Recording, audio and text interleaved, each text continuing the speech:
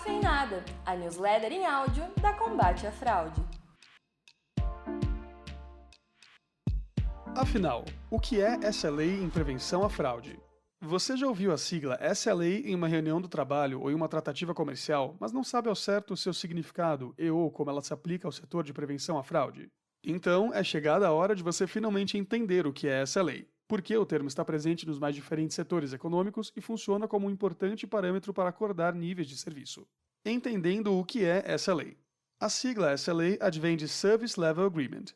Em português, a expressão pode ser traduzida como Acordo de Nível de Serviço, Contrato de Nível de Serviço ou Garantia de Nível de Serviço. Na prática, o SLA configura-se como um acordo firmado entre as partes envolvidas na contratação e prestação de um serviço e deve conter as seguintes informações: direitos e deveres de ambas as partes, prazos para execução do serviço, metas mensuráveis para medir desempenho, formato de suporte técnico que será prestado, demais informações importantes para as partes. O objetivo desse tipo de acordo é transmitir segurança tanto ao contratante quanto ao contratado, no sentido de que ambos cumpram com suas responsabilidades. Em caso de conflitos, as normas estabelecidas no SLA devem deixar claro quais são os direitos e deveres de ambas as partes, bem como as punições aplicáveis no caso do acordado não estar sendo cumprido. Sendo assim, agora que você já sabe o que é SLA, siga ouvindo para entender melhor como esse tipo de acordo é aplicado à área de prevenção à fraude. O SLA é aplicado à prevenção de fraudes. Como vimos no tópico anterior, o SLA é um indicador aplicado a qualquer acordo de nível, mas sua aplicação costuma ser vista de forma bem mais restrita quando falamos em serviços de prevenção à fraude. Nessa área, o termo está muito mais associado ao tempo de resposta ao cliente, ainda que possa servir como parâmetro para outros níveis de acordo. Para você entender melhor, vamos exemplificar com o tempo médio para se ter uma resposta depois do envio de um documento aqui na Combate à Fraude. O nosso SLA para a prestação desse tipo de serviço aos nossos clientes parte da premissa de que, se tudo ocorrer bem, o prazo máximo para análise automática é de 3 minutos. Porém, o processo costuma ser realizado em menor tempo. Esse tempo pode ser estendido no caso de certos serviços ou bases de dados estarem fora do ar ou oscilando, a Receita Federal, por exemplo. Se o serviço continuar fora do ar por muito tempo, não será possível realizar a autenticação automaticamente. Neste caso, o documento será encaminhado para um especialista que vai analisá-lo de forma manual, retornando com aprovação ou reprovação. Caso haja reprovação, há o envio de um feedback com esclarecimento sobre a razão dessa reprovação. Vale lembrar que nem todo documento reprovado quer dizer que seja uma fraude. Por vezes, na documentoscopia, o especialista apenas vai solicitar um novo envio, com uma foto de melhor qualidade para realizar sua análise com maior precisão. O exemplo ajudou você a entender de vez o que é SLA em prevenção à fraude e como esse tipo de indicador é importante para acordos nessa área? Procuramos trazer um exemplo dentro do entendimento mais comum do que é SLA em prevenção à fraude, mas reforçamos que esse tipo de indicador serve para acordar quaisquer níveis de serviço. 5 diferenças entre o onboarding manual e o onboarding digital. O onboarding manual e o onboarding digital são formas diferentes de realizar um mesmo processo. No caso, a entrada e a validação de usuários na base de dados de uma empresa. Trata-se de um procedimento importante tanto para o usuário quanto para a empresa. Afinal de contas, costuma representar o primeiro contato entre ambos e isso costuma ser determinante para o estabelecimento de uma relação de sucesso e confiança. Contudo, apesar do onboarding manual e do onboarding digital possuírem uma mesma finalidade, eles possuem características diferentes e geram processos e resultados distintos ao seu negócio. Para saber qual deles é a melhor solução para implantar na sua empresa, siga ouvindo até o fim para conferir 5 diferenças entre onboarding manual e onboarding digital que você precisa saber antes de contratar esse tipo de serviço. Experiência do usuário. No onboarding manual, o usuário precisa digitar os dados do documento, além de geralmente ter de enviar um comprovante de residência, escolher um login e senha para acessar e confirmar o telefone ou e-mail. Tudo isso antes da aprovação do cadastro. No onboarding digital, por sua vez, o cadastro é simplificado, com o sistema pedindo uma foto de um documento original com foto e de uma selfie para comparação com a foto do documento enviado. Devido à sua maior complexidade, o onboarding manual apresenta grandes riscos de a maioria dos usuários desistir do uso da plataforma já no preenchimento dos dados, o que vai resultar em clientes perdidos. Tempo total. Além das diferenças já elencadas sobre o cadastro e que impactam na experiência do usuário, o processo de aprovação desse cadastro também apresenta diferenças significativas. No caso da reprovação do usuário, por exemplo, o onboarding manual exige o reenvio dos dados e um acréscimo de cerca de 3 dias na análise do cadastro, enquanto no onboarding digital o sistema automaticamente já solicita os dados para uma nova tentativa. Quando considerado todo o processo desde o cadastro até a aprovação do usuário, o tempo total estimado para a realização do processo via onboarding manual pode chegar ao período de 3 a 5 dias. Já no onboarding digital, tudo pode estar resolvido em apenas 4 minutos. É importante que esse tipo de questão seja pactuado entre a empresa fornecedora do serviço e cliente por meio do chamado SLA, como explicamos no post disponível no link no meio do artigo. Recursos humanos. A automatização do processo de onboarding não gera só economia de tempo, mas também otimiza o emprego de recursos humanos no decorrer de todo o processo. Por ser mais lento, o onboarding manual envolve uma média de 3 funcionários no processo de cadastro e aprovação do cliente. Enquanto isso, o onboarding digital costuma demandar apenas um funcionário. Como se não bastasse isso, vale citar que a automatização do processo de onboarding ainda reduz as chances de falha humana no preenchimento de dados ou revisão. Quantidade de informações. O onboarding digital permite o acesso a diferentes bancos de dados externos, quando assim contratado. Desse modo, a empresa pode acessar informações selecionadas sobre o usuário e conhecê-lo melhor. Além da consulta na Receita Federal sobre a situação do cadastro, há a possibilidade de realizar consultas na base de faces da SERPRO, governamental, ou em bancos de face privados, bem como consultas de score de crédito, processos judiciais, histórico profissional e histórico financeiro. Segurança do processo. Quanto mais você conhecer seu cliente, melhor será o seu relacionamento com ele e mais segura a sua empresa vai estar. Isso é possível por meio do onboarding digital, como vimos no tópico anterior. Ao detectar casos de fraude já no onboarding, é possível evitar prejuízos bem maiores. Porém, para isso, é importante combinar o onboarding digital com soluções como a biometria facial e a documentoscopia. Soluções que não contam com essas medidas de segurança podem ser facilmente burladas por fraudadores.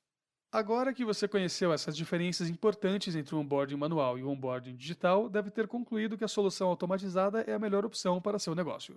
Contudo, é natural que você ainda tenha dúvidas sobre qual solução contratar. Afinal, um serviço de onboarding digital sem os adicionais da biometria facial e da documentoscopia não vai agir de forma efetiva na prevenção de fraudes.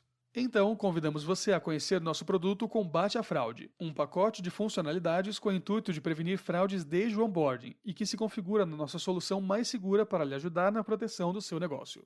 Nele, você vai encontrar todas as funcionalidades do produto de automação e onboarding, mais a biometria facial, a documentoscopia semi-digital e a validação de documentos.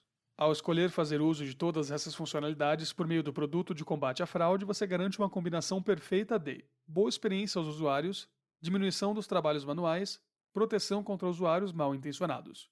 Também temos uma ferramenta que pode lhe ajudar a calcular o retorno sobre o investimento da sua empresa com serviços de prevenção à fraude. Investir em um setor de prevenção à fraude interno ou terceirizar o serviço. Está enganado quem pensa que setor antifraude só é necessário em bancos. Atualmente, as fraudes estão presentes nos mais diferentes segmentos, e os criminosos atuam dos mais variados jeitos. Em um cenário assim, um serviço antifraude vem para ajudar a monitorar qualquer movimentação que possa ser fraudada e causar prejuízos ou danos ao consumidor e à empresa. Contudo, ao você se certificar dessa necessidade, é natural surgir a pergunta: investir em um setor de prevenção à fraude ou terceirizar o serviço? Então, se essa dúvida também é sua, basta seguir ouvindo e você vai perceber que a resposta pode não ser tão óbvia quanto pensa. Setor de prevenção à fraude interno. Para começar, vamos refletir sobre a necessidade de contar com o setor de prevenção à fraude interno na sua empresa. A principal vantagem dessa opção está em contar integralmente com a dedicação dos funcionários que vão compor seu setor, diferente do que ocorre quando você terceiriza o serviço. Contudo, é nosso dever alertar que essa é uma decisão que pode pesar no bolso. Afinal, sua empresa vai ter de arcar com toda a infraestrutura e despesas trabalhistas necessárias para a viabilização do setor. Como são muitos os conhecimentos necessários, é possível que você encontre dificuldades para contratar profissionais que dominem todos eles. Além disso, cabe lembrar que sua empresa vai precisar disponibilizar aprendizado contínuo para a equipe não ficar tecnicamente defasada, uma vez que estamos falando de um setor em constante mudança e com alto grau de tecnologia envolvida. Por fim, outro ponto que consideramos importante levar em conta na sua decisão é o nível de automação dos processos que você vai implementar. A falta de expertise na área pode fazer com que você adote processos mais manuais, o que pode demandar o envolvimento de mais funcionários e ainda comprometer a experiência do usuário que faz uso dos serviços disponibilizados junto à plataforma do seu negócio. Um exemplo é o processo de onboarding, ou seja, o processo de entrada e validação de novos usuários em uma base de dados. Quando realizado de forma manual, tem tempo total de 3 a 5 dias e pode envolver até 3 funcionários. Enquanto isso, o onboarding digital possui tempo total de 4 minutos e conta com apenas um funcionário envolvido. Serviço de prevenção à fraude terceirizado. Agora que já falamos um pouco sobre a opção de contar com o setor de prevenção à fraude interno, vamos refletir sobre a alternativa de terceirizar o serviço, seja de forma parcial ou total. Aqui, uma das principais vantagens está na possibilidade de adaptar soluções de acordo com suas necessidades e nível de segurança exigido, recorrendo às empresas especializadas que possuem uma equipe qualificada com a devida expertise para o manuseio das mais sofisticadas tecnologias existentes hoje no mercado. O melhor exemplo que podemos citar é o da própria Combate à Fraude, que já soma mais de 160 profissionais por todo o Brasil atuando de forma especializada no fornecimento de serviços como onboarding digital, biometria facial, documentoscopia semidigital e background check. O nosso time possui mais de 40 anos de experiência em perícia documental e jurídico-criminal, já tendo trabalhado junto aos maiores bancos, seguradoras e fintechs do mercado brasileiro. Pode ter certeza, já vimos de tudo. Além de gerar suporte especializado à sua empresa, a terceirização do serviço de prevenção à fraude acaba por resultar em um atendimento mais eficaz das suas demandas, bem como das demandas do seu cliente, e ainda reduzindo seus custos fixos e operacionais. Você talvez acredite que vamos concluir dizendo que você deve escolher entre um setor de prevenção à fraude interno ou a terceirização do serviço. Porém, o que acreditamos ser o melhor caminho é combinar os dois mundos, aliando uma estrutura mínima própria com todas as vantagens já citadas de terceirizar sua operação de prevenção à fraude. Enquanto sua própria equipe pode atuar com foco no controle interno e na medição e acompanhamento de resultados, seu parceiro terceirizado pode ficar responsável por toda a parte operacional e suporte técnico ao setor de prevenção à fraude da sua empresa. Saiba que terceirizar serviços de prevenção à fraude de forma total ou parcial é uma tendência de mercado, já adotada por grandes players do mercado. Basta observar nossa cartela de clientes e você vai encontrar nela grandes marcas, como Magalu, BRB, iFood, Sky e tantas outras. Onboarding manual de clientes. Conheça 3 riscos para a sua empresa. O onboarding de clientes em uma empresa é parte importante da primeira impressão que o usuário vai ter de qualquer negócio, e por isso não deve ser negligenciado por parte dos gestores da área. Ao não fazer uso do onboarding digital e optar pelo onboarding manual de clientes, por exemplo, sua empresa tende a ser impactada negativamente por alguns riscos relacionados com as características desse processo. Nós apresentamos 3 riscos do onboarding manual de usuários e que possuem grande potencial de gerar resultados negativos para seu negócio. Continue ouvindo para ficar bem informado e sempre tomar a decisão mais inteligente para proteger sua empresa. Não dar conta do volume. Este é um dos principais riscos de optar pelo onboarding manual de clientes, sendo até natural que o processo comece a ficar inviável na medida em que aumente a entrada de usuários na sua plataforma. A boa notícia é que já existem soluções de automação desse processo com tecnologias que fazem a extração e validação dos dados dos usuários de forma automática e digitalizada. E o melhor, com custo muito baixo e uma entrega capaz de combinar agilidade, qualidade e segurança, inclusive evitando possíveis erros humanos. Então, ao invés de contar com vários funcionários para o preenchimento dos campos do seu sistema com os dados de cada novo cliente, é possível contar com essas tecnologias que fazem isso automaticamente, por meio de programas específicos para a leitura dessas informações. Por exemplo, você pode inserir no aplicativo de celular da sua empresa uma solução em que o cliente tire uma foto do seu documento e os dados registrados nele carreguem automaticamente para dentro do seu sistema. A tecnologia que utilizamos para isso aqui na Combate à Fraude é a OCR, que nada mais é do que uma espécie de código de programação preparado para fazer essa leitura de um documento. Maior exposição a fraudes. Na comparação com o processo realizado de forma digital, o onboarding manual de cliente gera uma maior exposição a fraudes e nós vamos explicar o porquê. É que o onboarding digital facilita a consulta de informações e permite detectar riscos com mais facilidade. Isso é possível porque a solução costuma acompanhar ferramentas que dificilmente estarão disponíveis no onboarding manual de usuários, como a biometria facial e a documentoscopia semidigital. Por isso, é necessário verificar todas as ferramentas que integram ou podem ser incluídas em um produto de onboarding digital, como forma de você se certificar de que aquela solução vai auxiliar também na prevenção de fraudes. O nosso produto que melhor atende essa necessidade é o Combate à Fraude, que reúne todas as funcionalidades do produto automação e onboarding, mais a biometria facial, a documentoscopia semidigital e a validação de documentos. Perda de clientes. O onboarding digital e o onboarding manual de usuários impactam na experiência do usuário de formas distintas. Uma das grandes diferenças é percebida no tempo total de duração do processo de entrada e validação do usuário na plataforma. No caso de haver a reprovação do usuário, por exemplo, o onboarding manual exige o reenvio dos dados e um acréscimo de cerca de 3 dias na análise do cadastro. Enquanto no onboarding digital, o sistema automaticamente já solicita os dados para uma nova tentativa. Quando considerado todo o processo desde o cadastro até a aprovação do usuário, o tempo total estimado para a realização do processo via onboarding manual pode chegar ao período de 3 a 5 dias.